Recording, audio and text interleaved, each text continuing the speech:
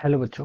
Let's read this question. So this question says, in a conducting hollow sphere of inner and outer radii 5 centimeter and 10 centimeter respectively, a point charge 1 coulomb is placed at point A that is 3 centimeter from the center C of the hollow sphere. An external uniform electric field of magnitude 20 Newton per coulomb is also applied. Net electric force on the charge is 15 Newton. ठीक है, away from the center of the sphere x zone. ठीक हो गया. Question में देखिए diagram given है, उसमें पता चल रहा है. Find the magnitude of the net force acting on the charge placed at A by the induced charge on this sphere. ठीक है, हमें क्या बताना है? Net force on the charge placed at point A by the induced charge. Induced charge के कारण बताना है. ठीक है, नेट इलेक्ट्रिक फोर्स आपको यहाँ पर गिवन कर रखा है. Net electric force on the charge कितना दिया है? 15 न्यूटन. ठीक है, तो चलिए बच्चों इस क्वेश्चन को स्टार्ट करते हैं.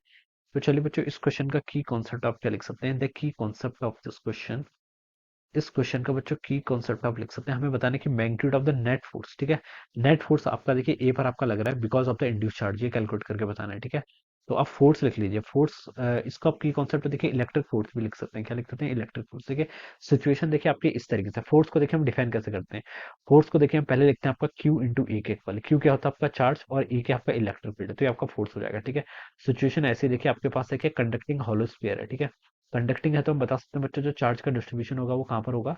कंडक्टिंग में देखिए चार्ज सिर्फ आपका सरफेस पर डिस्ट्रीब्यूट होता है. किस पर डिस्ट्रीब्यूट होता है? आपका सरफेस में. ठीक है, इस तरीके से मान लीजिए ये आपका क्या सेंटर है, this is the centre C. ठीक है, और यहाँ पर देखिए आपको एक चार्ज पार्टिकल यहाँ पर आपका रखा हुआ है इस पॉइंट पर. ठीक है, यहाँ पर आपका एक चार्ज पार्टिकल है क्यू. ठीक है, क्यू चार्ज पार्टिकल आपको यहाँ पर रखा हुआ है.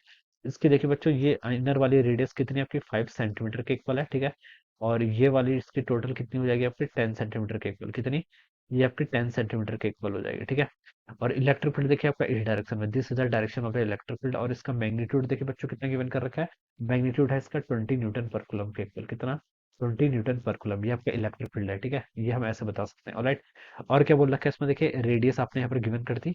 ये point charge 1 coulomb is placed at point A. ठीक है, ए पॉइंट पर आपने क्या कर रखा है? ये आपका पॉइंट ए है, एक पॉइंट चार्ज को ऐसा रखा हुआ है. ठीक है, a point charge 1 coulomb is placed at point A that is 3 centimeter from the center. ठीक हो गया, of the hollow sphere. An external uniform electric field of 20 Newton per coulomb is also applied. External electric field apply किया है वो भी ठीक है. Net electric force on this charge is 50 Newton. इस चार्ज पर देखिए आपका नेट इलेक्ट्रिक फोर्स कितना एक्ट हो रहा है? आपका 50 न्यूटन के इक्वल एक्ट हो रहा है. ठीक है, नेट इलेक्ट्रिक फोर्स आपका गिवन कर रखा है अवे फ्रॉम द सेंटर, यानी कि लेफ्ट डायरेक्शन में. ठीक है, अब देखिए बच्चों पहले हम देखिए इंड्यूस चार्ज यहाँ पर देख लेते हैं. हमसे पूछा find the magnitude of the net force exerted on the charge placed at point A by the induce charge. Induce charge के कारण नेट फोर्स कितना है ये बताना है. ठीक है, आपको यहाँ पर नेट फोर्स तो इस ए चार्ज पर, जो ए पर देखिए जो चार्ज क्यू रखा है, ठीक है, उस पर आपका नेट फोर्स तो आपको पता चल गया. ठीक है, और इस क्यू की वैल्यू बच्चों 1 कूलम के इक्वल है. ठीक है, क्वेश्चन में बोला गया है, यहाँ पर लिखा गया देखिए क्यू 1 कूलम के इक्वल है. तो नेट फोर्स तो देखिए 1 कूलम पर 15 न्यूटन है लेफ्ट की तरफ. आपको बताना है इस पर इसका नेट चार्ज, नेट फोर्स क्या लगेगा because of the induce charge calculate करना है. तो यहाँ पर देखिए बच्चों ये आपका 1 कूलम का चार्ज है. 1 कूलम का चार्ज ये है तो हम बता सकते हैं इस पर जो इंड्यूस चार्ज आएगा इनर वाली से, देखिए कंडक्टर है, कंडक्टर के इस पॉइंट पर अगर हम एक गॉसियन सरफेस ड्रॉ करें तो हम बता सकते हैं. देखिए यहाँ पर आपका इलेक्ट्रिक फील्ड क्या होता है? जीरो के इक्वल होता है. इलेक्ट्रिक फील्ड जीरो होगा तो फ्लक्स भी जीरो होगा. फ्लक्स जीरो होगा तो हम बता सकते हैं कि गॉस लॉ से कि total charge enclose by this Gaussian surface equal to zero. ठीक है, तो ये आपका 1 कूलम का चार्ज अगर यहाँ पर रखा है तो इस पूरी सरफेस पर आपका -1 कूलम क्या होगा? डिस्ट्रीब्यूट होगा. ठीक है, कितना डिस्ट्रीब्यूट होगा? -1 कूलम. ठीक है, अब देखिए इस पर इनिशियली कितना चार्ज था कंडक्टर पर? जीरो चार्ज था. ठीक है, तो यहाँ पर अगर -1 कूलम आएगा तो बाहर पर +1 आना पड़ेगा, तभी ये टोटल चार्ज क्या होगा? आपका बैलेंस हो पाएगा जीरो इक्वल. ठीक है, तो हम यहाँ पर से ऐसे यहाँ पर आपको इसको बता सकते हैं. ठीक है, तो बाहर वाली सरफेस पर कितना चार्ज आ गया? आपका 1 कूलम के इक्वल. ठीक है, तो देखिए बच्चों यहाँ पर आपका कितना आ गया? 1 कूलम के इक्वल चार्ज आ गया. ठीक है, अब देखिए बच्चों, अब हम क्या बता सकते हैं? 1 कूलम का चार्ज आपका यहाँ पर ऐसे आएगा. ठीक है, अब यहाँ से देखिए आपका इलेक्ट्रिक फील्ड एक्सटर्नल कितनी है आपकी? 20 न्यूटन, 20 न्यूटन पर कूलम के इक्वल. ठीक है, यहाँ पर आपका क्या है? 1 कूलम का चार्ज इस तरीके से रखा हुआ है. ठीक है, तो मैं बता सकता हूँ देखिए इस एक्सटर्नल इलेक्ट्रिक फील्ड के कारण इस पर आपका जो फोर्स लेगा, ठीक है, इस पर कितना फोर्स लेगा? देखिए 20 फोर्स किसके इक्वल होता है? क्यू इंटू ई के इक्वल होता है. ठीक है, क्यू कितना है बाहर? आपका 1 कूलम, और इलेक्ट्रिक फील्ड आपका कितना? 20 न्यूटन पर कूलम के इक्वल. ठीक है, तो हम बता सकते हैं जो आपका टोटल फोर्स लगेगा वो कितना लगेगा? आपका 20 न्यूटन के इक्वल. कितना लगेगा? आपका 20 न्यूटन के इक्वल. और किस डायरेक्शन में लगेगा? देखिए इस इलेक्ट्रिक फील्ड के कारण तो आपका फोर्स लगेगा टुवर्ड्स राइट, ठीक है, लेकिन इस इंड्यूस चार्ज के कारण जो फोर्स आएगा वो इसको बैलेंस करना चाहिए, तो हम बता सकते हैं यहाँ पर आपका लेफ्ट डायरेक्शन में ऐसे क्या लग जाएगा, आपका 20 न्यूटन का फोर्स लग जाएगा, ठीक है।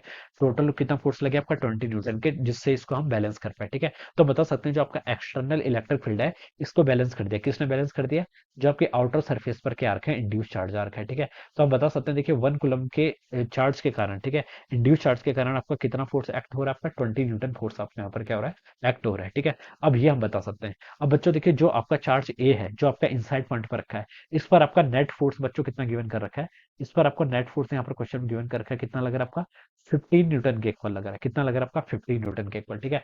अब देखिए यहाँ पर आपका क्या है, -1 कूलम का चार्ज इसकी इनर सरफेस पर, जो कंडक्टर है आपका उसकी इनर सरफेस पर कितना चार्ज है आपका -1 कूलम के इक्वल, ठीक है। और इस पर नेट फोर्स कितना आ रहा है 15 न्यूटन के इक्वल, ठीक है। तो हम बता सकते हैं इस पर जो नेट फोर्स आएगा वो किस किस के कारण आएगा, आपका इंड्यूस चार्ज के कारण आएगा, ठीक है। किस किस के कारण आएगा, एक इफेक्ट तो उसमें किसका होगा, आपका इंड्यूस चार्ज के कारण होगा। और इंड्यूस चार्ज के कारण आपका कितना फोर्स है, 20 न्यूटन है। तो वो 20 न्यूटन और ये 15 न्यूटन, इन दोनों को हम क्या कर लेंगे, ऐड कर लेंगे। That will be the our total charge because of the induce charges, किसके कारण आएगा, this will be the our total force because of the induce charges, ठीक है। इंड्यूस चार्ज के कारण टोटल फोर्स देखिए बच्चों, नेट फोर्स आपको गिवन कर रखा है कितना, आपका 15 न्यूटन के इक्वल, ठीक है। इस पॉइंट पर देखिए यहाँ पर जो पार्टिकल रखा है इस पर आपका नेट फोर्स लग रहा है लेफ्ट की तरफ कितना, 15 न्यूटन का, ठीक है। और जो 1 कूलम का आपका यहाँ पर इंड्यूस चार्ज है उसके कारण कितना फोर्स है, 20 न्यूटन, ठीक है। तो अगर हम इन दोनों को ऐड कर लेंगे 15 न्यूटन प्लस 20 न्यूटन, तो this will be the our net charge because of the induce charges, ठीक है। ये आपका टोटल इंड्यूस चार्ज के कारण आपका देखिए ये जो ये वाला जो 20 न्यूटन का है ये आपका किसके कारण है, this is the force because of the induce charge which is appearing on the inner surface के चार्ज के कारण यहाँ पर आपका क्या आया, वो आपका 20 न्यूटन है, ठीक है। और आपका नेट कितना लग रहा है, देखिए ए पर जो चार्ज पार्टिकल रखा है 15 न्यूटन, तो हम लिख सकते हैं जो आपका टोटल इंड्यूस चार्ज के कारण जो आपका फील्ड लगेगा, आपका फोर्स आएगा, और 15 न्यूटन प्लस 20 न्यूटन के इक्वल होना चाहिए। तो कितना हो जाएगा बच्चों, 35 न्यूटन के इक्वल। तो this should be the answer of this question, ये क्या होगा आपका, इस क्वेश्चन का आपका आंसर हो जाएगा, ठीक है। So we can say that this will be the net force exerted on the charge which is placed at point A because of the total induced charge on this sphere, ठीक है। Inner के कारण तो बच्चों कितना आना है, 20 आना है, ठीक है। टोटल के बैलेंस करने के लिए हम बता सकते हैं कितना आना चाहिए, 20 आना चाहिए। तभी इन दोनों का समीशन कितना होगा यहाँ से, 20 और 15 35, ये इसका करेक्ट आंसर होगा बच्चों। तो ऑप्शन 4 क्या होगा यहाँ से, करेक्ट आंसर हो जाएगा, ठीक है। So this is how we will solve this problem. So I hope you all understood this concept. All the best and thank you so much.